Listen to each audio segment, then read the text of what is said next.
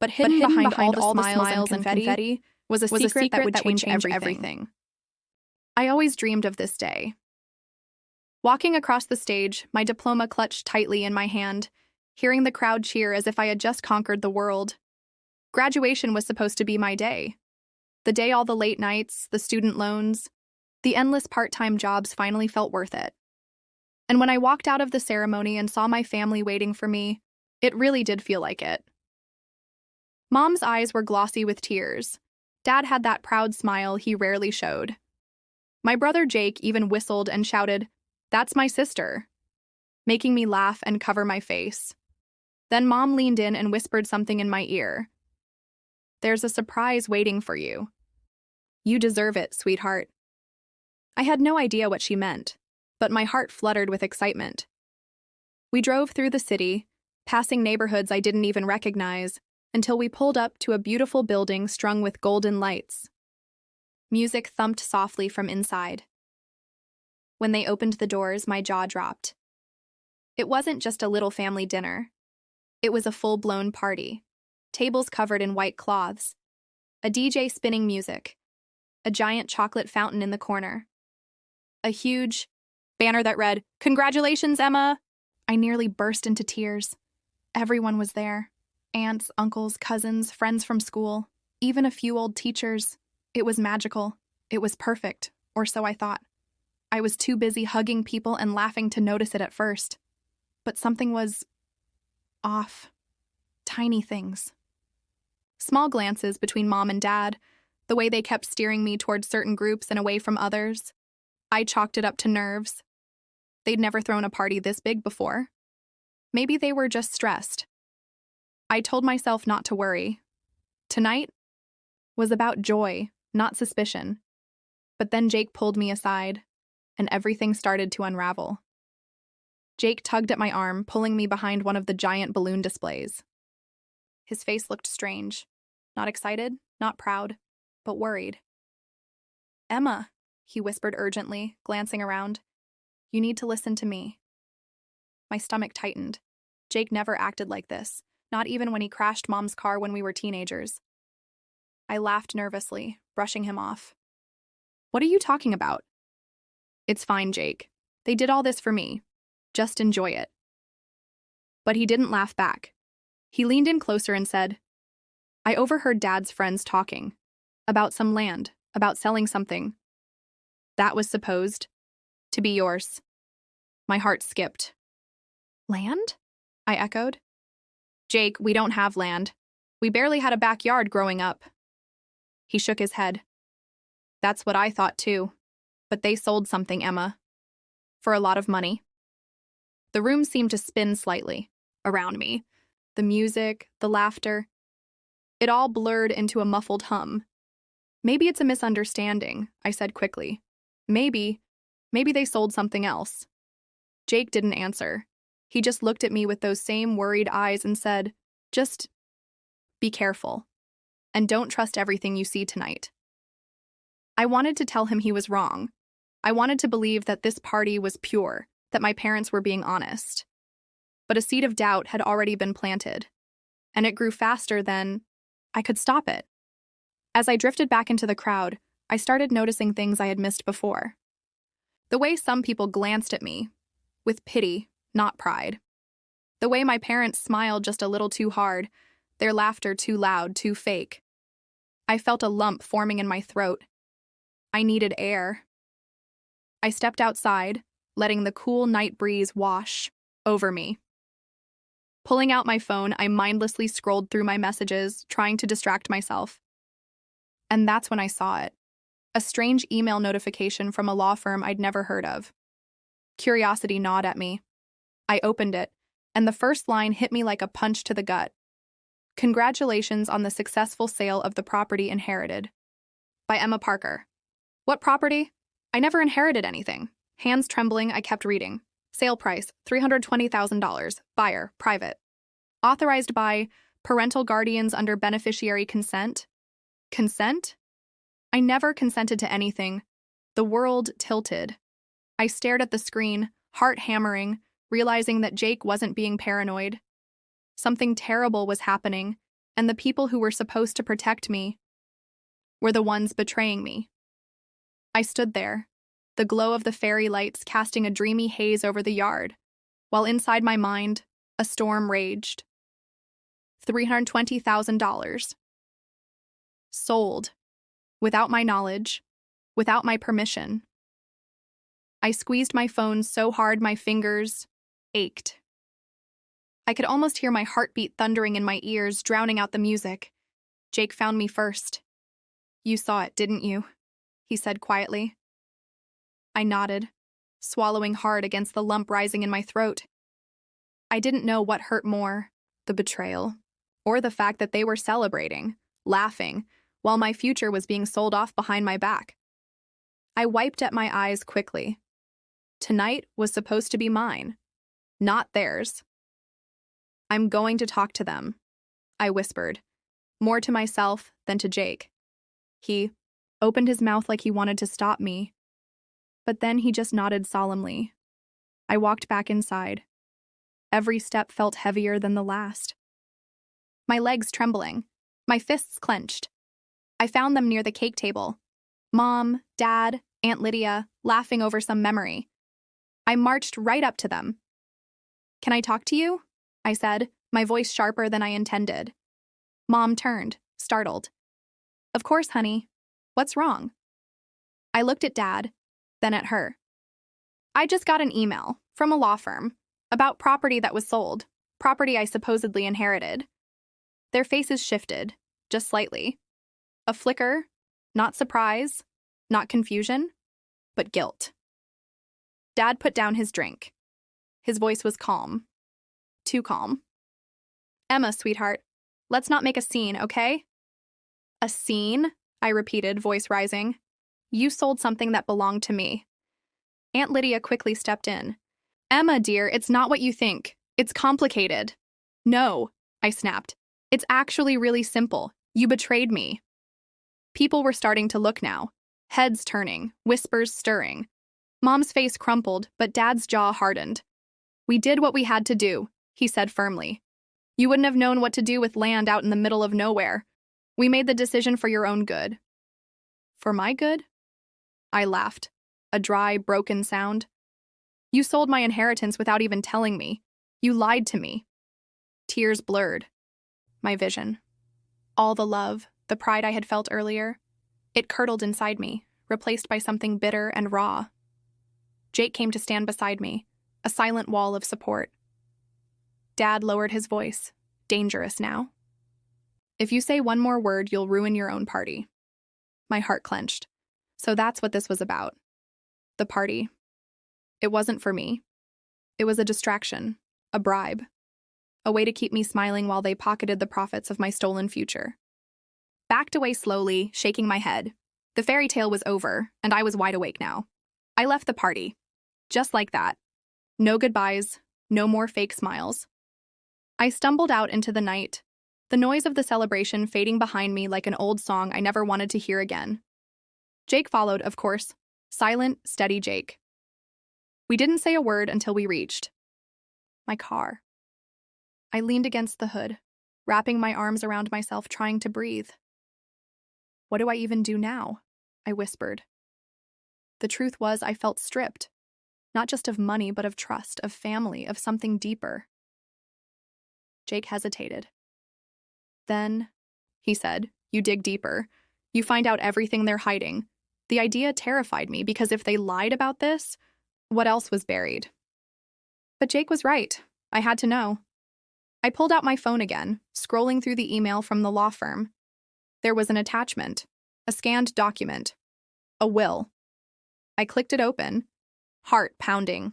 It was dated 2 years ago, from my grandfather, Grandpa Peter. The man they barely spoke about, the man I remembered only faintly. A tall figure who used to sneak me pieces of butterscotch candy when my parents weren't looking. The will was clear. I leave my entire property, approximately 15 acres in Clearwater, to my granddaughter Emma Parker, to be held in trust until she reaches 21 years of age. 21. I was 22 now. I owned it free and clear. And somehow, it was gone. My parents had signed something, a consent waiver, claiming I agreed to the sale, claiming I understood the terms. They had forged my signature. I felt like I was going to be sick. Jake, I croaked, shoving the screen toward him. They faked it. They faked everything. He stared at the document, his face darkening. This isn't just wrong, he said. This is illegal. The thought jolted me upright. Illegal. Suddenly, the emotions melted into something sharper, a blade of cold, clear anger. I wasn't powerless. Not yet. We drove back to Jake's apartment, a cramped little place with peeling paint and mismatched furniture, but it felt safer than my own home now. Jake pulled out his laptop and started digging. County records, property sales, deeds. It was all public information, if you knew where to look. Hours slipped by. The party was long over. The sky outside was beginning to gray with the first light of dawn. And that's when Jake found it. The buyer. A private trust set up just 3 months ago. A trust. Managed by none other than Aunt Lydia. My hands went numb. They didn't sell the land to some stranger. They sold it to themselves. They just moved it around, tucked it away, out of my reach, while pretending it was gone. I leaned back, staring, at the cracked ceiling, blinking fast against the sting in my eyes. It was never about money. Not really. It was about control. Keeping me tied to them. Keeping me small. Dependent. They wanted me to believe I had nothing, I whispered. So I would never leave. Jake nodded grimly. But now you know, he said, and you're not gonna let them win. I sat up slowly, something burning deep inside me. Fierce, unbreakable. No, I said. I'm not. They wanted to break me. Instead, they lit a fire they couldn't put out. I didn't sleep. While the world outside slowly came alive with morning joggers, barking dogs, and the clatter of trash trucks, I sat there, heart pounding, mind racing. Every betrayal replayed in my head like a broken film reel. The fake smiles, the hollow congratulations. The lies dressed up as love. Jake was dozing on the couch, still half in his work clothes, but I couldn't sit still. I had a decision to make. I could confront them again. Scream, cry, demand justice to their faces. But I already knew how that would go. They'd gaslight me. Make me the emotional one. The ungrateful daughter. No. If I wanted real justice, I had to be smarter. Quieter, I sat at Jake's kitchen table, a battered notepad in front of me, and started sketching out a plan. First, I needed proof. Real proof. Not just a blurry screenshot or a sob story. Documents, emails, bank transfers, anything that showed how they stole what was mine. Second, I needed an ally. A real one. Someone who knew the law. Not Jake. He was loyal, but this was bigger than friendship now, a lawyer. I scribbled a rough list. Collect evidence. Find attorney. Trustworthy. Don't tip them off. I underlined that last part 3 times. Because if they even suspected I was onto them, really onto them, they'd tighten their grip. Maybe move the trust again. Maybe hide the money somewhere deeper. Maybe turn the whole family against me. I thought back to every family gathering. Every hushed conversation that stopped when I walked in the room. Every strained smile. How long had they been planning this? I didn't know. But I knew one thing for sure now. They never expected me to fight back. They thought I'd cry for a few days, pout, and then move on. Grateful for whatever scraps they tossed my way. Not this time. I glanced at Jake. Even in sleep, his brow was furrowed, like he was worrying for me even now. I felt a surge of gratitude. Real, raw gratitude. Because without him, I might have stayed blind. But this next part, I had to do mostly alone. No one's coming to save you, I whispered to myself. You're going to save yourself. The sun was fully up now, streaming through Jake's dirty blinds. A new day, a new Emma. I grabbed my phone and started making calls. Law offices, paralegals, even some late-night online forums where people posted about inheritance scams. Most of the lawyers brushed me off. Too small a case, not enough proof yet. Until I reached one woman, Ms. Karen Dupree. Something in her voice made me pause. Not fake cheerful.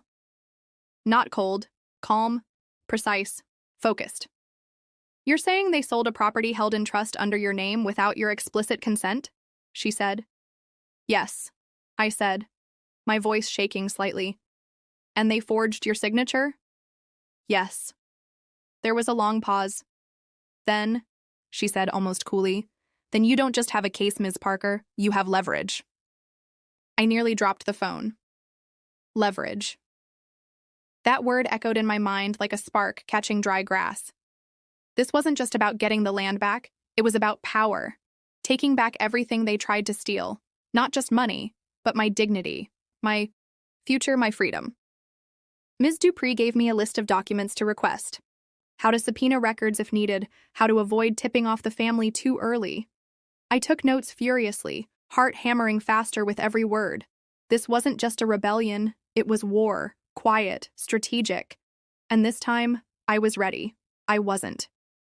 The naive girl blowing out candles at a party meant to blind me. I was the storm they never saw coming. The next morning, I moved like a ghost. Every step, every glance measured. Jake had given me his old laptop, wiped clean, so my searches couldn't be traced back to the family Wi-Fi. I set up new emails, encrypted folders, backed everything up twice. I wasn't just planning anymore. I was executing. By mid-morning, I had gathered copies of old emails between Dad and the real estate agents. Aunt Lydia had even been careless. Enough to leave one voicemail bragging about sealing the deal before Emma caught wind. Evidence was stacking up fast. I sent everything to Ms. Dupree. Each file sent felt like stacking another brick on a fortress, one they could never tear down once it was built. Still, fear lingered, heavy and sour in my stomach. Because every time I glanced at my phone, I expected a call. A text. A scream from my mother, but there was nothing. Just silence. Like they had no idea, or worse, like they were planning their next move too.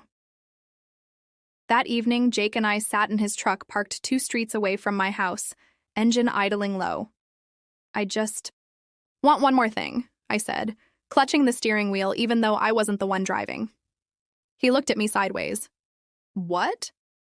"The original deed. The real one. Before they messed with it." Jake rubbed his jaw, thinking. "My dad keeps all that stuff in the garage," I added. "In the locked file cabinet." "And you know where he hides the key?" Jake asked. I nodded. Knew everything about that house. Everything except how little love was really inside it. We waited until the house lights dimmed, the universal sign that Dad had gone upstairs to fall asleep in front of late-night news. Then, like thieves, we crept through the side gate and into the garage. The cabinet was still there, dusty and heavy against the back wall. I found the hidden key easily, tucked behind the old fire extinguisher.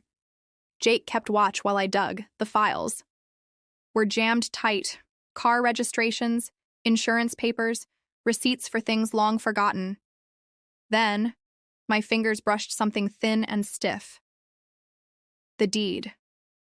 I pulled it free. I barely had time to scan the words. My full legal name listed as sole heir to parcel 476, when a sharp voice cut through the darkness. "What are you doing?" My blood turned to ice.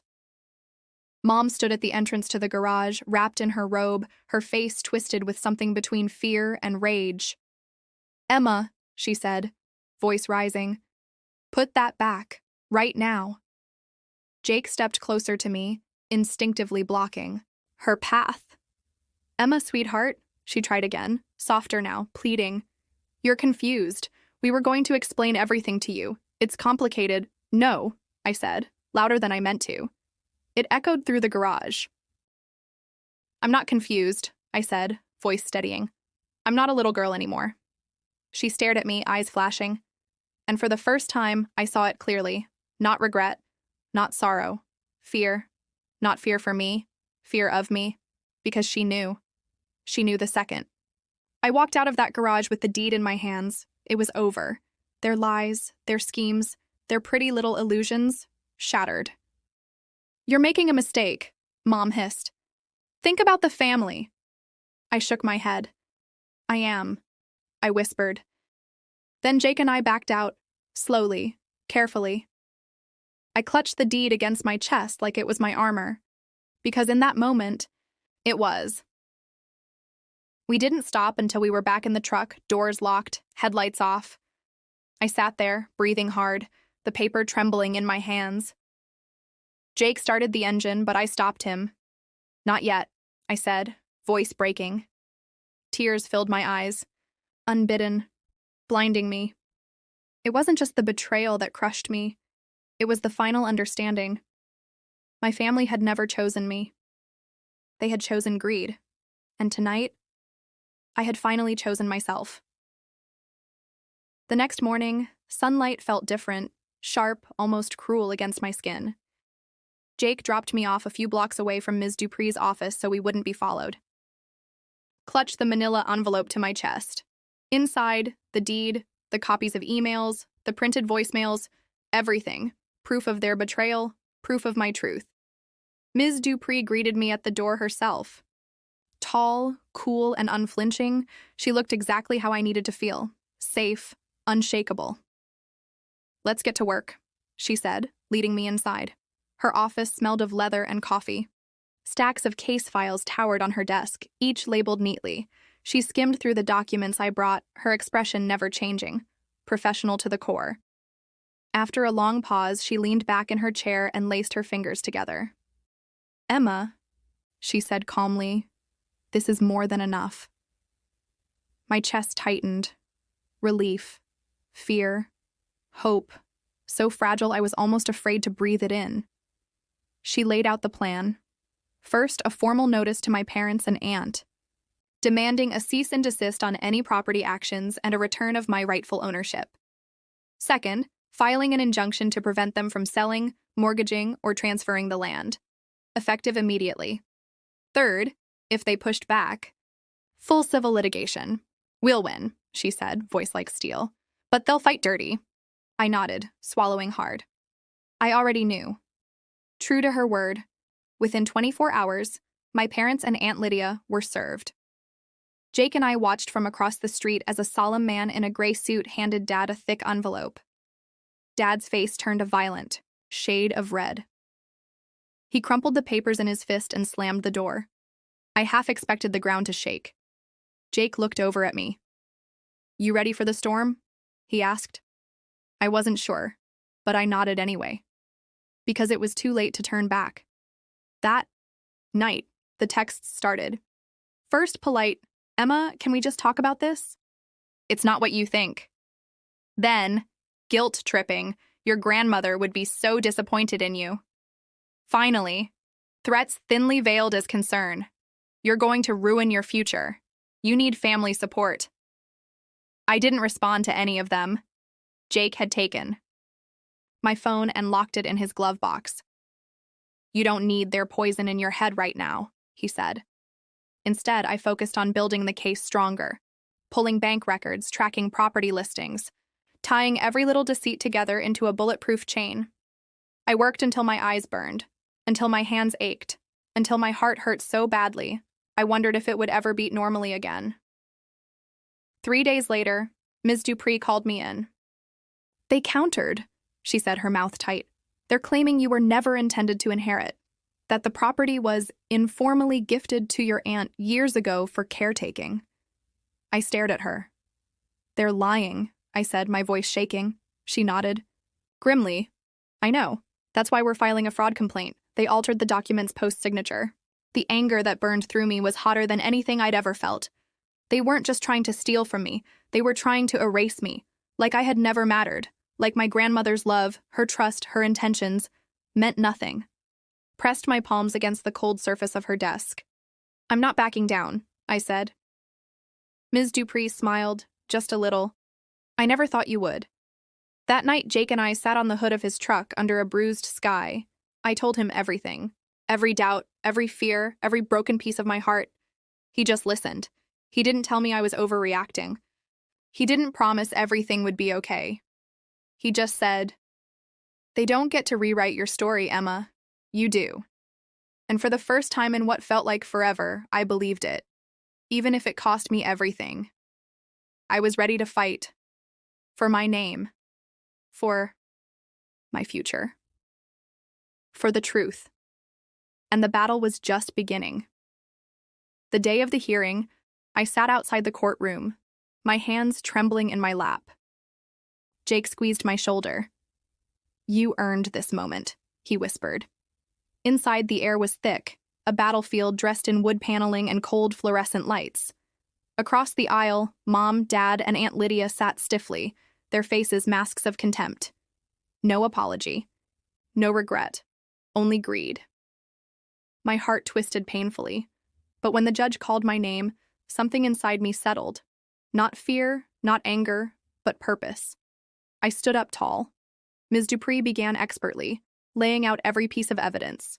The altered documents, the last-minute will changes, the suspicious timing of bank withdrawals. One by one, like dominoes, their lies fell. I watched Dad fidget. Mom whisper furiously. Aunt Lydia's face grow paler with every word. And then, the moment that changed everything. Ms. Dupree presented an audio recording, one I hadn't even known existed, a voicemail from my grandmother, crackling with age, but unmistakably her voice. "If anything happens to me, Emma must have the property. It's hers, always has been. They can't be trusted, sweetheart." The room seemed to hold its breath. Even the judge's expression shifted, from detached to sharp. Tears stung my eyes. It was like Grandma had reached out across time, pulling me back to my rightful place.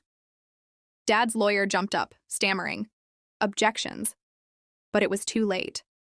The truth had found its way into the light, and there was no running from it now. The verdict didn't take long. Clear fraudulent intent. Forgery. Breach of fiduciary duty. In one clean blow, the judge stripped them of any claim, restoring full ownership of the land and its profits to me. He even hinted at criminal charges pending further investigation. My parents' faces, the ones that once terrified me as a child, now looked small, shaken, powerless. Aunt Lydia collapsed into tears. Dad punched the wall on his way out. Mom just stared at me with a hatred that should have hurt, but didn't. Because I finally understood. Their love had always been conditional. Their respect, a leash, and for the first time, I wasn't tied to it. I was free. Outside, the air was cool and clean. Jake lifted me off my feet in a spinning hug, and for a second, the world blurred into pure golden relief. "You did it," he said, laughing. "No," I whispered back, overwhelmed. "We did it. It wasn't just about the land. It was about reclaiming myself. The girl who once tiptoed around their moods, who second-guessed her own worth. That girl was gone, and in her place stood someone stronger, wiser, whole." I wiped my tears, smiling through them. The best kind of tears. Victory tears. Weeks later, I stood in the middle of the land my grandmother left me. Wildflowers danced in the breeze. The farmhouse, weathered but sturdy, stood tall against the endless sky. Jake walked beside me, hands in his pockets. "You thinking what I'm thinking?" he asked. I nodded. We were going to rebuild. Turn this place into something beautiful again. A community garden, an event space, a haven. Something bigger than betrayal. Something lasting. Before we left, I knelt down and pressed my hand into the earth. "Thank you," I whispered, "for believing in me, for teaching me that love isn't something you earn by sacrificing yourself. It's something you protect, something you deserve." As we drove away, the sunset turned the sky into molten gold. And for the first time in a long time, my heart felt light, wide open, unbreakable. They tried to bury me, but they didn't realize. I was a seed,